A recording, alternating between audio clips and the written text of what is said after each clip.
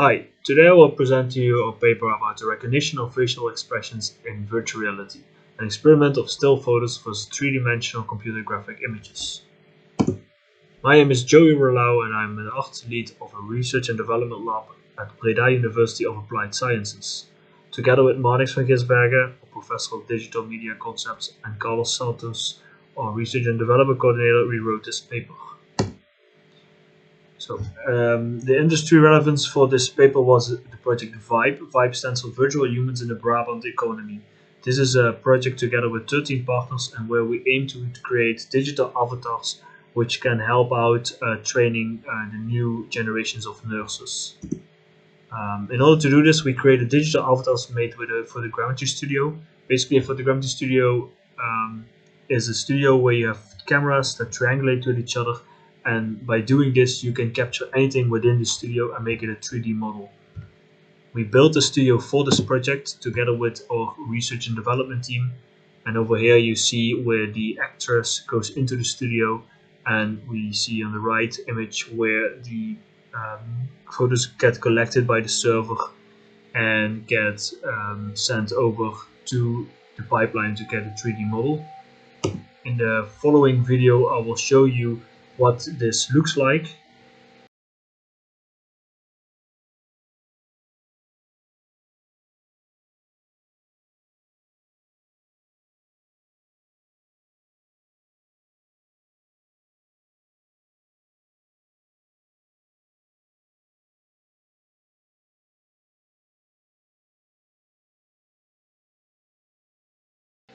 The end product of one of those captures are these avatars. We see three different avatars over here. One of them is the same actor. These are people that sat in the photogrammetry rig, got captured, got processed. The photogrammetry rig allows us to capture the not only the shape of the head but also the skin, the eyes, the details like hair, scars, pimples, teeth, hair, and at the end of that process we get a face that is controllable by an AI, and we can move, let talk, show expressions, emotions, etc. How is this relevant for the industry nowadays? Already in China we see news actors being built in a similar system and being controlled by an AI. Both of these, the people on these images are not real, these are AI computer graphics. Another example is in movies. On the left side you see the photo of the actor, and on the right side you see CG render. Both look very realistic, but it's difficult to distinguish which one is the real one. A really famous example is this actor who died in the Fast and the Furious movies, and for the last few shots of the movie they used a 3D model to finish off the movie. And of course in gaming we capture and use real people for characters in video games. Important to know is that during this research we focus on expressions and not emotions, which is the position of muscles beneath the skin of the face. A facial expression is a form of non-verbal communication. For this research we did not care about the underlying emotion of the actor. So the big research goal was that between subjects experiments aims to obtain insights into the differences and similarities of facial recognition of human expressions in order to help the development of lifelike CG human faces. There are a few sub-goals, and the main ones of this that we looked into were: is there a difference between the group in the recognition of the intended expressions? Is there a difference in the recognition of the big six versus the secondary expressions? Does the influence of the actors present at different results? And do the intensity levels of the expressions present with different results? We compared this with other studies that have been conducted in the past. On the left side we see a 3D model that was used for similar research back in 2009. This was a 3D model made by artists, and on the right side we see a 3D model made by our photogrammetry rig. And this really shows the evolution of the technique and what's possible nowadays. And we were curious if there's any difference in between those studies. So this was the reel of project. In the center we see the intensity level 1, whereas happy, surprised, bad, fearful, angry, disgust, and sad are easily recognizable by humans. And the more we go outwards, the more difficult it becomes for us to recognize it. I took the expressions and grouped them into families, as in happiness and elated joy, panic and fear and anxiety, despair and sadness, irritation and hot anger, disgust and contempt. So if a participant's said face was happy instead of elated joy, we could still see if they were looking into this good family instead of being completely off, and see what results this gave in the end. So for the group similarities, we had no statistical significant difference in gender, age, level of education, and how much the people already are used to looking at VFX movies, or how much the people already play video games. This is of course important with the level of experience with looking at CG faces.